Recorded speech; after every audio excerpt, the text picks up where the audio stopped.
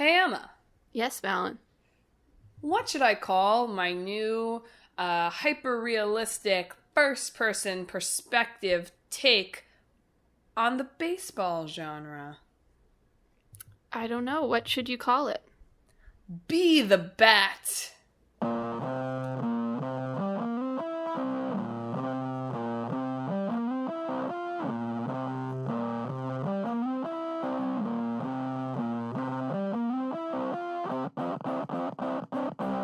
Hello, and welcome to Talk This.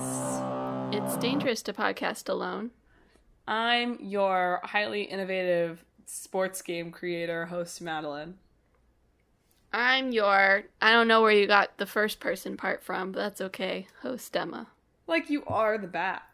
Yeah, I guess so. You aren't playing as the baseball I player just feel in like this that game. didn't come from either of the games, you know? Felt weak. Be the Bat is the slogan.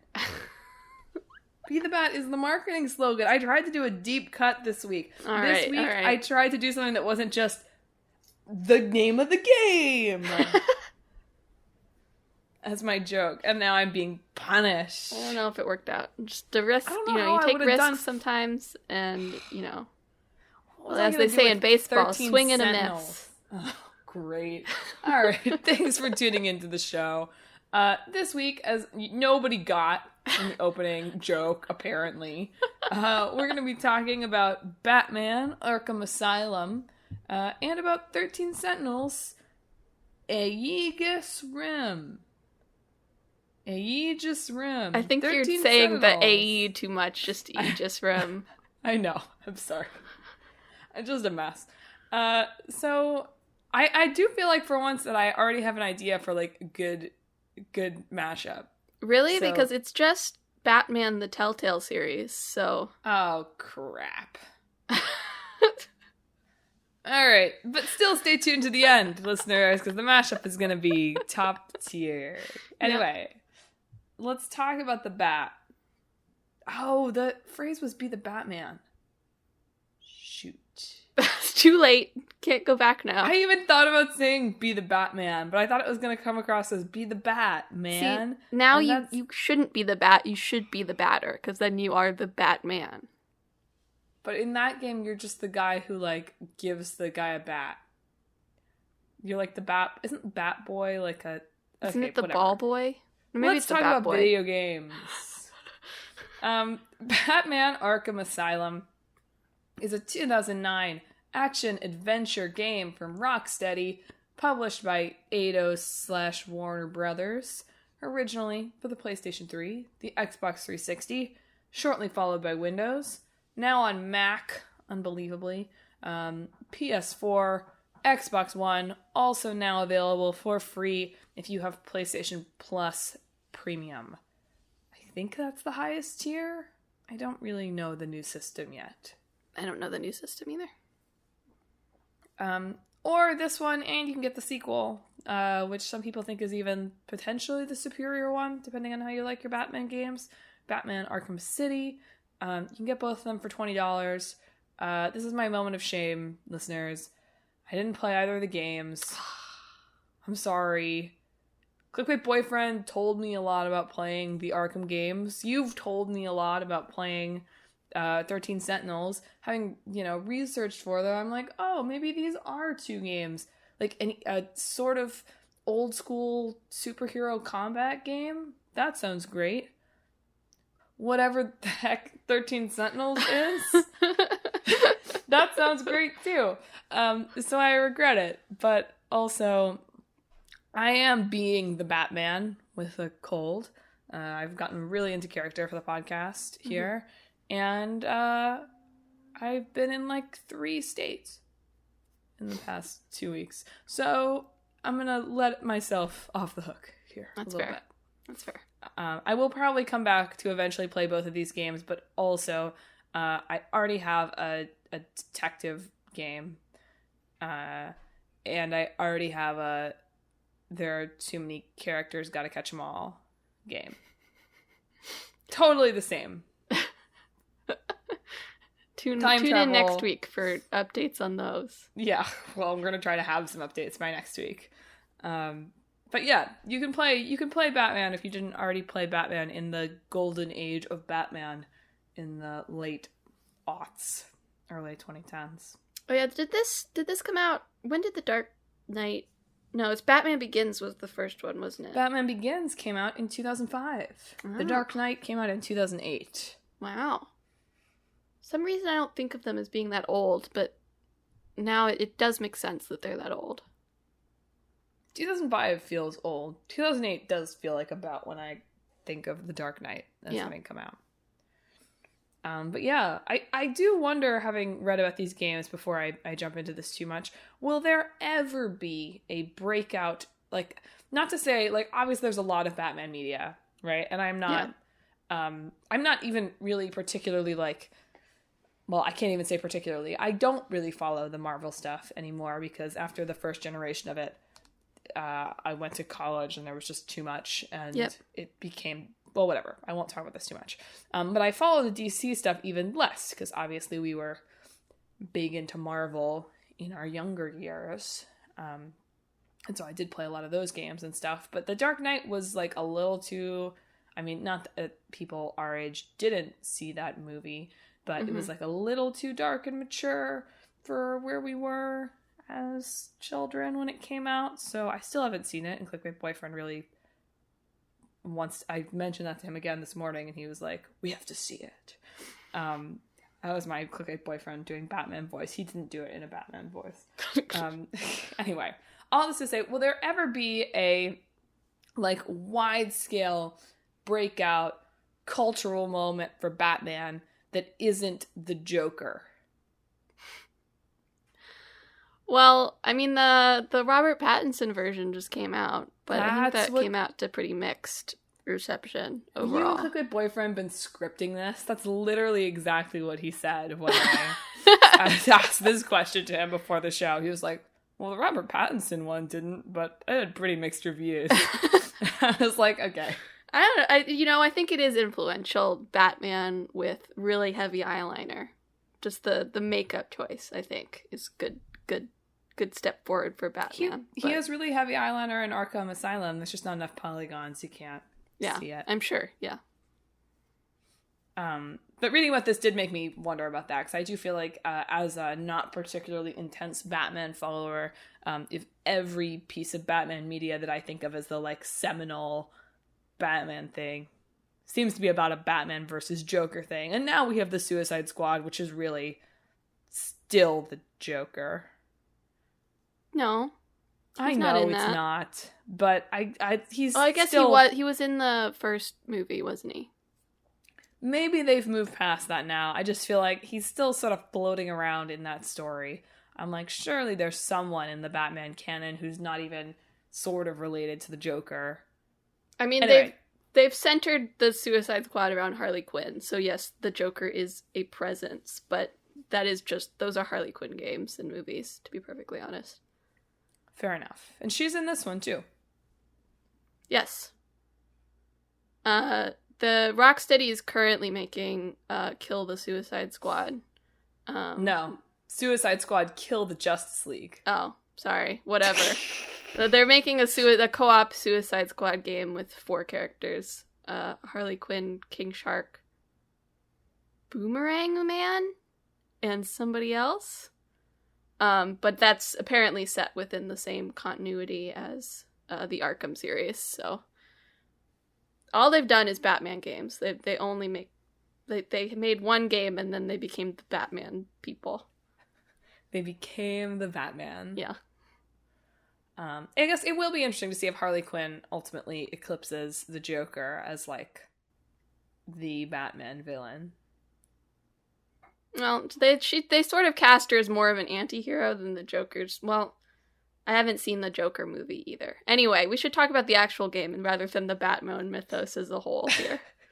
So in Batman Arkham Asylum, you are the Batman. Yeah. And in the beginning, you've captured the Joker, maybe suspiciously easily, and you're bringing him into Arkham Asylum, where he belongs, with Commissioner Gordon and all that good stuff. Conveniently, also at Arkham Asylum are a bunch of Joker's goonies who have just been moved from another asylum that had a fire. Maybe surely Gotham has like 20 asylums, right? I think they were at like a normal prison and they moved them here, to be fair. Right. Surely Gotham has 20 prisons. Well, I guess as we find out in Arkham City, they maybe need more prison space. Anyway, the Joker arrives at Arkham Asylum. Unsurprisingly, he rapidly breaks free of the restraints put on him by the guards and begins to run about, working with Harley, freeing other inmates, and he's got a goal to do some bad things. Yeah. Joker's just here to have fun, to be honest. Well, he's also here to get his hands on a super strength drug that's like the super version of what Bane has taken. Familiar with Batman? Which he has apparently been secretly funding the research for, although the doctor didn't know. So he gets this drug, and Batman's gotta not let him get away with this drug, because that would be bad. Yes. Yeah. So, Batman Arkham Asylum is pretty notable in that it sort of marks like one of the first times there's like a real superhero game. Because prior to this, there had been a lot of superhero games, but it was a lot of like either like just stuff that's trying to cash in on the brand and the recognizable characters, or stuff directly related to like movie releases. Whereas Arkham Asylum, they have Batman and they write their own story that isn't directly connected to any movie or comic continuity. Yeah, it is lightly based. Based is the wrong word. They took the setting from a Grant Morrison graphic novel that is in Arkham Asylum, but the tone of that is much more horror psychological than this game. Yes. Which is in itself, sort of horror and psychological, but the comic much, much more so. Yeah. One of the gimmicks of this game is there's one of the Batman villains, Scarecrow, running around with his fear gas that he will occasionally use on Batman and to disorient you and sort of warp the space around you in different ways. So there is still some element of that, but it's definitely not a Grant Morrison video game. You still get talking zombie Waynes. Yeah. It's just not. Yeah. So Arkham Asylum, it's considered to be, according to Wikipedia, one of the greatest video games of all time. Ooh. And particularly up there in the greatest, as Emma was saying, comic book superhero game of all time. Many people consider the sequel to have surpassed it, and then now, of course, we have the Spider-Man game, and there have been, sort of from the seeds that this game planted, many more serious and well-done superhero games, and many that are bad, right? Yeah. Over the course of this past decade and a half. But, still up there, despite being almost 15 years old. Yeah, I feel like with the Spider-Man games, you can see, the Arkham setup there in terms of, telling a straightforward story about its character, and also just sort of the way that the combat works. Yeah. Arkham Asylum had, free flow combat is what they called it, where Batman can, move between enemies in the middle of a combo to sort of make the combat feel more flowy. Free flowing. Yeah, free flowy. Which was apparently pretty good at the time. One of their original ideas was to make a 2D combat thing that popped up when you got into a fight. Their original ideas was to make a rhythm game combat thing. Did you see that? Yeah. Whose idea was, who was the Batman's got moves? I would play that game, to be fair. Yeah, but no. That's probably what they should have done for Guardians of the Galaxy. You know what? That would have been better than the combat. in that game. That would have been dope. People would have hated it. People would have been like, what the F is this? Yeah. But I would have liked it better. Because I'm not very good at the combat in that game. Anyway, I do feel like look, my boyfriend was saying that when he played it as a kid, he felt like the stealth was really good. Which reviews don't seem to bear out. But he was saying it was like, oh, no. Like, you felt like you were unstoppable, right? Mm-hmm. Like, and it's like, okay, true. Like, he acknowledged, he was like, you're still a 6'4", like, jacked dude. It doesn't really make any sense that you can be, like, climbing on the ceiling and nobody notices you. But you're the Batman. You've also got this, like, really long, flowing cape. That's normal. Sometimes you just watching footage of this, I was really genuinely impressed by how the cape worked. Yeah. Like, fabric's so hard in animation and video games, but the way this moved was very satisfying, even with Batman moving all over the place. Good job, Batcape. Apparently there are over 700 animations and sound clips attached to the cape alone. And 10 million attached to the Joker. 10 million? No, that was made up. But okay. Many, many more sounds than the Batman has. How about that? Oh, you mean he has more lines? Yes. That was a joke. I understand that he's not wrestling around in a cape. Yes. Yeah. Mark Hamill returns as the Joker from all of them, Harley Quinn, Batman, and Joker are reprising their roles from the animated series that was before this. It's so funny that Mark Hamill just decided he was going to be, like, an animation guy. I don't know. I guess if, like, you know, it makes sense, right? Because it's like, okay, like, in the same way as, like, none of, like, Daniel Radcliffe can't. I mean, he is in other things, right? But it's like, he can't play anything else, really. It's like, oh, a good way to, like, not be Luke Skywalker is to not, like, literally be on screen.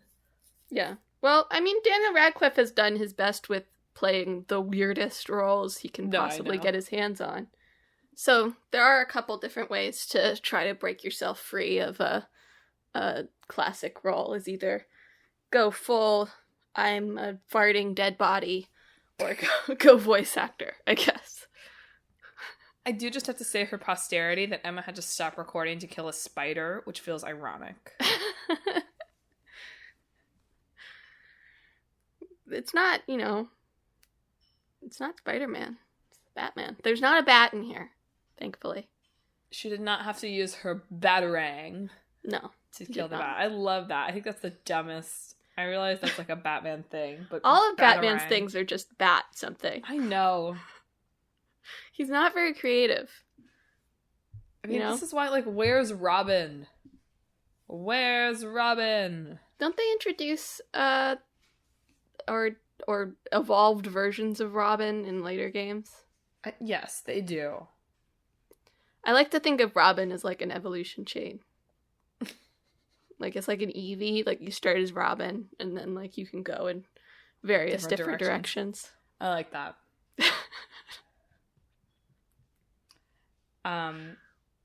So this game was a big hit. Right? Huge hit. Great reviews. Sold a lot of games because, hey, it's the Batman. And now there's a whole giant... I mean, like Emma said, now this is the only thing that Rocksteady makes. Yep. Although the latest one has gone through a sort of rocky, at least in terms of, like, how it's been announced and talked about, sort of rocky past 5 or 6 years. I mean, the whole, you know, WB has had a lot of, like, back and forth on a lot of different Batman-related games recently, so... This one, the Suicide Squad one, looks at least more promising than the Gotham Knights one. So, despite its tumultuous history, it looks like a better result, from trailers at least. I do always love good piracy protection stories. Mm-hmm. And Arkham Knight or not Arkham Knight. Arkham Knight is a game in this series, and for some reason that's the title that sticks in my head. Arkham Asylum has a really, like, well-known and funny one. So if the game detects that you're using a pirated copy, Batman's cape doesn't work. So you can't glide. You actually can't finish the game. All the comments I was seeing on this were like, yeah, but, like, the Joker should taunt you. And, like, Commissioner Gordon should come out and arrest you. Like... That would be good. I would like a scene where Joker's like, actually, you're the criminal. What? This was a sting the whole time. The Joker pulls off his mask. It's Bruce Wayne. Yeah. It was Batman the whole time. When you die in this game, they do have little scenes with each of the villains coming out and taunting you for sucking. Good. Which is, I think, a fun gimmick. I think that's deserved. Yeah. Another thing that would never happen today is they decided they were going to make a sequel during the development of this game because, like, surely they were playing it and they were like, yeah, like, I'm going to buy a house. They were really confident talking about this game. I read some pre-release interviews and they're like, this is going to be in the 90s on Metacritic. And it was, but it was very funny to hear someone explicitly say that. Good for them. Gotta have confidence. You gotta be the Batman, right? Yeah. So they knew they were gonna make a sequel, and so they hid a room in the game that had, like, concept art and, like, other teasers for what was coming next, and then, like, nobody found it. Yeah. And they had to reveal it 6 months later. It's like people would have found it before the game came out. I mean, there's still games that sometimes come out that you get stuff later that's like, the last secret in whatever, exposed, or whatever. Yeah, but that's almost always like, Link has jumped 500 feet in the air to find the hidden chest that the developers forgot to delete from the game and didn't have anything in it. I guess like, so. That's usually what those articles are about. It's not usually like, there was a whole room of concept art the whole time. Mm-hmm. So it was interesting to me. I was like, oh, 2009. A different time. It's true. I will talk about Arkham City just a teeny bit. Okay. Sprinkle it in. So in Arkham City, spoiler alert, Batman does succeed in defeating the Joker in Arkham Asylum. I know. Yes. The least popular part of the game is actually the final boss fight because people think it's just fighting a big roided out Joker isn't particularly fun or interesting, but he does defeat him. The phrase big roided out Joker is pretty fun though. I guess. It's not, when I think about Joker, I don't think Joker will drug himself up with muscle enhancements. It doesn't feel very Jokery, I guess. But it sets up the events of Arkham City. So in Arkham City, the, like, director of the asylum has taken all the credit for containing the inmates. Sorry, Batman. And also has bought a whole section of the city because, and this is probably realistic, there's like 3 people in Gotham who have all the money, apparently. Yeah. So has bought this section of the city to turn it into basically a giant prison district. Which just doesn't seem like a good idea to me. Nope. But whatever. So we've got this Arkham City prison district, and basically all the villains are just allowed to, like, run around in there. To be fair, I guess if I had multiple, like, Joker and Harley Quinn and, like, the Penguin and all of that, like, running around my city, I would be looking for unconventional solutions. Yeah. I mean, you can't really look at Batman and be like, think about, like, well, prisons are bad, but in this universe, they do have, like, one supervillain to every 2 people. So, I can't really think. I was like, they probably do need a system. So, also, this mayor, Batman doesn't like the city system. Batman is a prison abolitionist. He's not. Sure. But...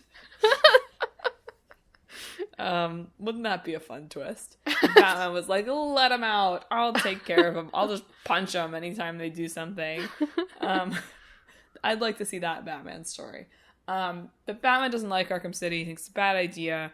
And so the mayor's like, or rather, Bruce Wayne doesn't like Arkham City. He thinks it's a bad idea. And the mayor's like, shut up, Bruce. You're a criminal. Because you're Batman. And so he gets thrown into the prison city with everyone else. What? Nothing. Just that's so funny. Yeah. And so when you get there, you discover that, believe it or not, it was a bad idea for Joker to inject himself with a ton of an experimental drug. And he's dying.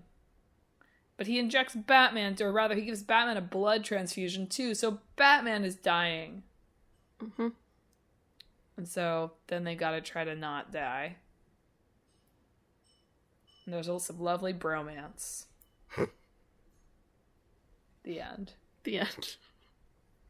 So Arkham City, like, if Arkham Asylum is this kind of like, I shouldn't describe it as like tons of corridors, because it's not just that. Mm-hmm. But if Arkham Asylum is the classic game one sort of like, it's pretty contained thing, Arkham City takes that and it expands it quite a bit. And there's a lot more villains. Catwoman is there. Yep. Always gotta have Catwoman. Well, anything else to say about the Arkham series, or we want to move on to the next game? I'm intrigued by it. I was burned by my Guardians of the Galaxy save loss experience, but maybe I'm ready. I don't know. It's something about the, like, nice, just, like, punchy combat that I don't have to think too much about. Mm-hmm. It's like, yeah, maybe that is a game that I want in my life. I don't know. I need to do more research into the new PlayStation Plus and be like, is it worth it for me to It's pretty upgrade? expensive. So. I know it is. I know. I've got money. Sure. No. I just need to look at the games in the library and be like, is it even worth subscribing for a little bit? Yeah. Yeah. To, like, you know, I was going to drop $20 on the Arkham games, right? Like, that's a month. Maybe. I don't know. Maybe it costs $200 a month. I've not really been following. Costs more than $20 a month. So. But I'm already paying whatever I'm... Anyway, whatever. I won't do my budgeting here on the podcast. But this is a game that was like, oh, okay, like, this does appeal to the Marvel Ultimate Alliance side of me. If this was a game where you had a co-op Robin with you, I would definitely get it, though. Well, you should probably wait and see how Suicide Squad turns out then. Is that coming out for PS4? I have no idea. Probably not, but it's not till next year, so... I had a dream last night. Sorry, listeners. I had a dream last night where I was on some kind of, like, film set. And why? I don't know. I've been in a lot of productions right now. And they were like, we've got to get 11. We have one PS5, but for this commercial shoot, we've got to get 11 more. And I was like, my sister's got some Twitter accounts that you should follow. And all the production guys were like, oh, really? This is the stupidest dream I've ever heard about. What are you stressed about? We're going to be, like, birthing the PS5s, by the way. It's, like, kind of what I remember. I don't really understand what this was advertising. Anyway.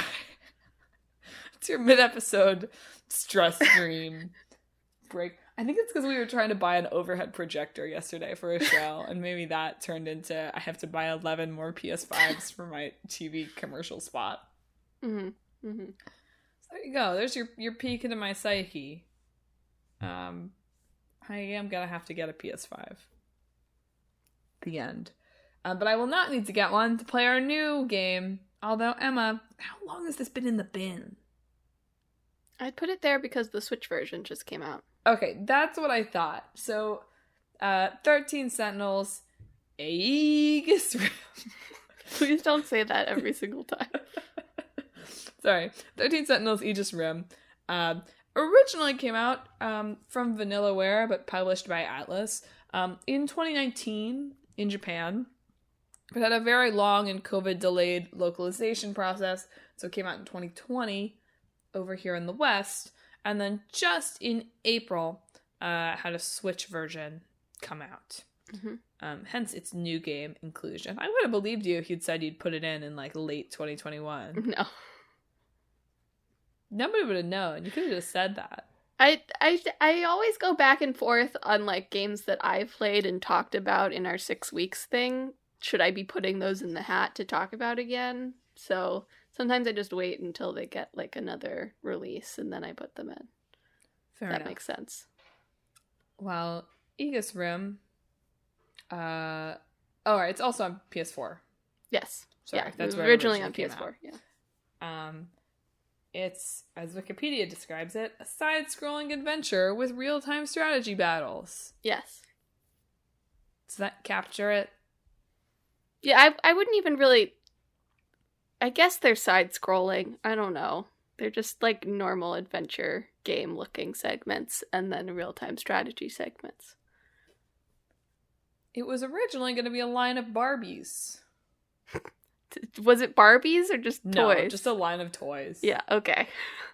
I was like, I'm pretty sure it'd probably be the robots, not the people, but you never know. That's sort of unclear in everything that's taught. It's just like, it was originally going to be toys. Well, they were pitching it to another company before they remembered that Atlas had right of first refusal for them. What a wild thing to forget, by the way. They're like, oh yeah, I guess nobody reads their contracts, I guess. But it's like, you sign an agreement with like, this like huge video game publisher. I guess they just were like, have to look at your stuff. I guess they were just like, they're not going to be interested in this. But then they were, so. Joke's on them. They were like, absolutely. Yeah. Joke's on Atlas. What however, happened here? It does sound like having Atlas pick it up, it wildly expanded the scope of the project, which they were originally was going to be pretty small and toy-based, like you said. 8 Sentinels. But with Atlas, it was like, uh-oh, now this project is 6 years long. So. Uh-oh, now I have story ideas. Yeah. So, I played 13 Sentinels when I came out. 13 Sentinels is a game that I admire more than I love it, if that makes sense. So the way it's structured is you have 13 protagonists, hence the 13 Sentinels. And there's an adventure segment where you're playing through the like events that happened up to the final battle, essentially. And then there is a battle segment where you're playing through the final battle with these 13 characters in their giant robots fending off some sort of threat. And you bounce back and forth between each of the 13 characters have their own story that you go through, and then you go and do battles on top of that. And you can play it in pretty freely order-wise. There are certain times that characters will get locked behind progression of other characters or battles, or looking through. They like make sure that you go and check your analysis section so you don't get confused. They give you like a whole like timeline and glossary to check as well. In this whole separate section that's like part of the gameplay, which is interesting. So everybody's like experience through the game will be slightly different based on like the order that they experience different events. Which genuinely sounds like a nightmare to write. And reading about the development for this, it seems like it was. Yes, it was a nightmare. They added this timeline element that they kept in the release of the game primarily for themselves and for Atlas to review stuff. And it became like their Bible so that they could like check things that they might have overlooked, like characters introducing each other to other characters more than once they found a couple of, or things that didn't make sense. So just it when you have like 13 different intersecting stories that you can do in any order and having to figure out like, okay, but where do we have to put a lock here so that the story progression works fine, and like which ones are fine to keep going. It sounds awful. Apparently Atlas got pretty mad at them for being late with stuff, and so they probably won't make anything like this ever again. Even though it got like such good reviews? Yeah. I mean, it was a huge development cycle. I don't know if they made all their money back on it even. Fair enough. The writer George Tamatami also said like he would wake up at night like yelling while he was writing it. About buying 11 PS5s. Yeah, about buying 11 PS5s. I also read that they made it, I mean, I'm sure they made it 13 because of Atlas, but that he made it 13 because they published the concept art in 2013. He was like, 13. Yeah, they were thinking like 7 or 8 at first, and then I assume it was probably like, we can expand it, and he was like, it's 2013, let's go with 13. Although there have been some interviews that for a period of time they were thinking of expanding it to 15. And there are 2 prominent characters in the game that do not have their own roots that were initially or at some point planned to have roots that they cut. So it seems like it fluctuated a lot. I really like that apparently the voice director just kind of constantly just referred to it as wibbly wobbly, timey wimey. Yeah, the dub voice director, yeah. Yeah. So that's sort of the structure of it. The plot of 13 Sentinels is every manga, sci-fi movie, anime, video game that this guy has ever liked crammed into one game. I think this guy was afraid that they would never let him make another video game ever again. So he was like, I gotta make them all. Maybe. I don't know. It just seems like there's so much stuff happening that's got to be like, well, I can't make all this up wholesale, so let's find inspirations for every single one of these characters that I can work off of. Which Sentinel are you? Which Sentinel? Hopefully none of them. They all kind of suck in their own ways. Just BuzzFeed quizzing you here. Which Sentinel are you? An otaku troubled by strange dreams? An outgoing student who also has dreams? An amnesiac young man? They do all have strange dreams, so maybe your PlayStation dream was a memory. The PlayStations are going to turn into my future mech past. kaijus. Yeah. Love that for me.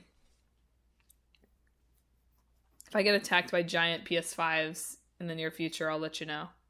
Or I guess I would be piloting the PS5s.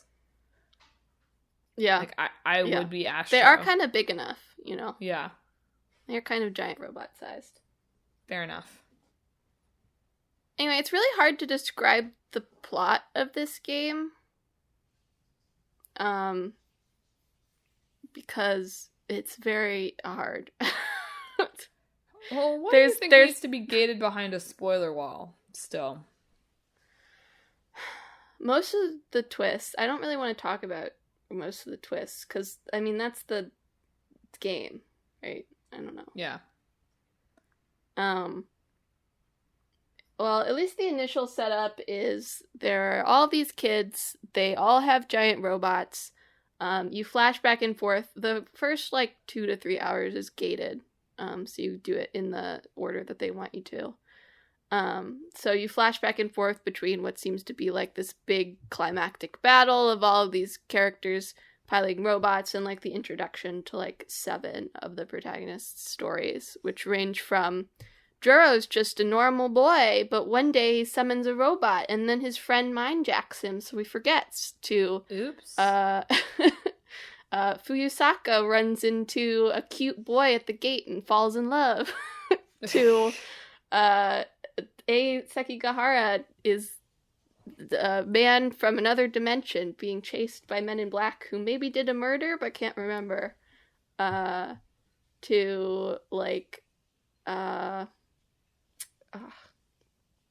a bunch of them. To Natsuno Minami finds a strange robot that she takes as an alien in her track room's gym locker room. Locker room. That's what those are called. Just normal kid stuff. And he takes her and they travel through time and that sort of stuff. So been there, done that. It sets up a lot of very disparate little vignettes that somehow end up all connecting together into a pretty well thought out, sensical explanation for everything happening by the end. Like, you start it and you're like, there's no way any of this is going to come together well, and then by the end it's simplified. Like, all it does, it like goes up to the climax where it's getting more and more and more and more complicated, and then it manages to really simplify things pretty fast into the resolution, which is pretty impressive for the way that the story goes.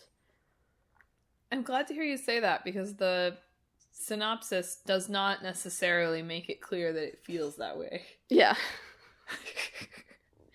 Basically, the idea is what you think is like 4 separate things is actually one thing, is how it sort of comes together in a way that's like, oh, I get it. That was a good, pretty spoiler-free way of talking about it, I think. Yeah. Nicely done. People didn't like the RTS battles. I thought they were fun. I think if they hadn't had the RTS sections, I wouldn't even think it was a particularly notable game. I was going to ask you about that, because I was like, oh, this feels like a lot. I mean, it doesn't, right? So don't make fun of me when I say this. But like, oh, this game feels like it has like Fire Emblem energy in some ways. Yeah.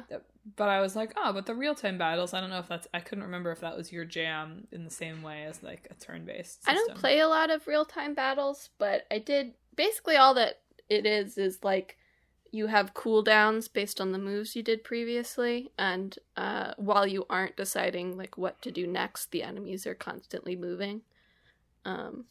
So when it's your turn, time freezes, but when it's not your turn, time just keeps going continually. That doesn't sound like real time. That is what those are, though. I know, I'm just kidding. Well, interesting. Yeah, that was one of my questions on my list. I was like, this is so close to being such an Emma game. What about it made it fall short of, like, you know, fall into the admire it category? You've talked about this on the show before, but recap it for people. I didn't... The characters aren't great. They've talked about in interviews how they had to cut a lot of, like, fluff parts and, like, downtime and stuff like that. And I feel like leaving that in might have made it more appealing for me. Because it feels like all of the character progression is, like, stripped down to its bare bones to make it work. And it just doesn't quite work. And also, they've talked about, like, shoujo manga being, like, which is girls manga for girls. Yeah, which is a wide range of genres, but I think he's specifically talking about romantic ones, being a source of inspiration for this. So there's a lot of romance in this that range, for me personally, from that's fine to, oh god, I wish to die and evaporate every single time they interact on screen together. Oh, so, dear. What? I said, oh dear. Yeah. So, and that's like the main, like, character development and growth for any of these characters is, like, who they like. And if it just doesn't work, it's like, oh, God. Yeah.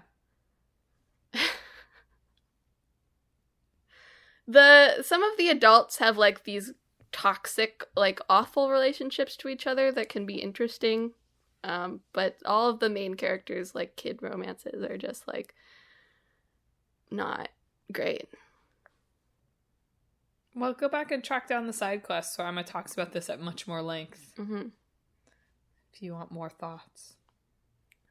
But it is definitely impressive. I played it and I was like, that's really impressive. So, like, as someone who likes writing and making things, I'm like, wow, I'm amazed that they were able to make this even as good as it was. But as a player, reader, like, I'm like, but it doesn't really quite work for me. Yeah, reading through, I had forgotten that this game got very good reviews. Yeah. Yeah, it did. Because reading through it, I was like, oh, this is going to be one of those games where it's like you get down to the reception section of Wikipedia, and it's like it got mixed positive reviews. But I had forgotten that people really did love this. Yeah. Or were willing to look at it as the ambitious but perhaps not totally successful. I mean, most of the reviews I read were like, yes, the story is great. and didn't really like the RTS sections very much, was like the main complaint. Which I don't play RTS games, so maybe it's not a very good RTS game. Who knows? But I found those segments pretty fun. Which I don't know. I don't feel as confused about that. I get why people really love this game. But it did, when I was reading like reviews for like Lost Judgment, I was reminded of me reading reviews for 13 Sentinels and being like, what are you talking about? You watch more movies than people, Emma. That's why. I guess. I don't know. There's a certain fun to the whole game just being like a whole bunch of references thrown together also. Like, that's not a bad thing, to be fair. I just feel like they didn't have the space, which is totally understandable from an outside perspective, but they didn't have the space to develop any of those characters beyond their like obvious inspirations. And I wish that they had. That's all. Well, are you ready to mash? Yeah, it's Batman, the Telltale series. Let's go. I don't really know Batman, the Telltale series that well. It's Batman, but it's Telltale. That's all. Okay, that's not what I was going for. That's not okay, totally, it's sort of what I was going for, but it's not totally what I was going for. What were you going for then? Well, here's the problem. Have there been Batmen who aren't Bruce Wayne? Like, we don't have like a Miles Morales hanging around here, do we? I don't think so. Usually the Robins all become their own thing. Right. So they evolve. We talked about that. But there's not, I don't think there's a Batman evolution chain yet. So there's one plot line where like his dad becomes Batman instead, right? Like the alternate that's weird. Universe. His dad is dead. Well, I think he dies instead in like this, like they go to like an alternate universe where Bruce died and then his dad became Batman instead. Like for the same reasons. Got it. Okay. But I don't think that really counts. Because there've got to be a lot of protagonists, right? That's required. And it basically has to be a Batman game. Sorry, there's just not enough that's notable. I don't mean this as a dig. It's just like, the Batman games are really good Batman games. There's not a lot about the action-adventure stuff that's I mean, you could make your own superhero style game. Would anybody fund it without recognizable characters? Maybe not. No. But this is just a mashup, you know? Yeah. I'm just saying, like, is there anything? I just don't feel like there's enough from Batman Arkham Asylum. Not that you couldn't make a mashup. Well, you could do, like, the sort of spooky stuff. You could pull from that and sort of the setting, sort of make it into more of a horror game if you wanted to. That's true. You could do something like it in that way. It sort of becomes like Until Dawn, doesn't it? A little bit, yeah. You could do something like that, like taking a lot of horror tropes and writing different characters that are like intersecting in their horror experiences. So like 13 Sentinels, but horror cliches instead of sci-fi cliches. That's interesting. But I want it to be superheroes. That's probably a better game than what I'm going to try to put together. But well, I'm sorry. I keep hijacking it. You do yours. I'm sure it'll be great. It's like, okay, so in 13 Sentinels, they're in all these different time periods. Yeah. Right? Yes. So it sort of feels like that's why I wish there were like multiple Batman, because it could be like, let's have like like what does 1600s New Gotham Batman look like, and what the, like, you know what I mean, like what is like a hyper futuristic Batman. Yeah, that's fun. I mean, it's like Spider-Man sort of, I guess, but with Batman. The Into the Spider-Verse. Yes, it is Into the Batverse. Absolutely. Yeah. And then the idea, like, they all have to come together at the end when you control whatever number of Batmans we decide the title is, right? Mm-hmm. 9 Batman 9, whatever, against 9 Jokers. Sorry, final boss has got to be the Joker. I think this would be a fun from a character design perspective, at least. Maybe, except Batman's costume always looks exactly the same. It doesn't. But if you forced Batman into, like, the 1600s, you would have to do something with it, right? Yeah. And that's why it'd be fun from a character design perspective. I would like one situation where Batman turns out to be, like, a really colorful dude. Yeah. Maybe this is, like, I guess this is the Marvel thing, the, like, what if series. I'm like, what if Batman, like, had fashion sense? There's one of them that's just Bruce Wayne because his parents never died. Yeah. I don't know if this would work. There's something fun there. I don't really know how it would work either, but I just like the idea of seeing different designs of, like, the Batman suit based on, like, where he is in history and what's going on. So, and in the end, probably it's revealed that it was all like a scarecrow hallucination, probably. But I don't know if there's an appetite for fun Batman. I feel like maybe you could find it. You know, there's been so much serious Batman ever since, like, The Dark Knight and everything that, I don't know, I've seen people have, like, nostalgic fondness for who's the one that played Batman with, like, the nipple suit? I'm not remembering right now, but yes. George Clooney? That Maybe. doesn't sound right. George Clooney, I think. No, hang on. I'll just look it up. Keep brainstorming. I've seen some nostalgia for, like, the older, more ridiculous Batman movies that. No, it is George Clooney. Okay, the George right. Clooney ones, yeah. So I feel like there could, like, they just don't know they want it yet. But when they see it, they'll be like, yeah, we want that, you know? But see, I'm wondering if the way in there is, like, more, like, into the Robin verse. Or, like something that has, like more of a villain perspective thing. Yeah. Maybe. Where it's like... I mean, the issue with Robin is all of their incarnations are also, like, dark and gritty now. That's fair. I'm wondering, though, if it's more like there's all of the... Like, maybe it's all the villains, right? Like, nobody but Joker ever gets to do anything. So there's, like, a Joker one, but it's like you're the Riddler, and you're the Penguin, and you're Harley Quinn, and you're Poison Ivy, right? And so eventually they all come together and you destroy the city. You totally destroy Gotham, and then Batman wakes up from his hallucination. He was like, I have to buy 11 PS5s.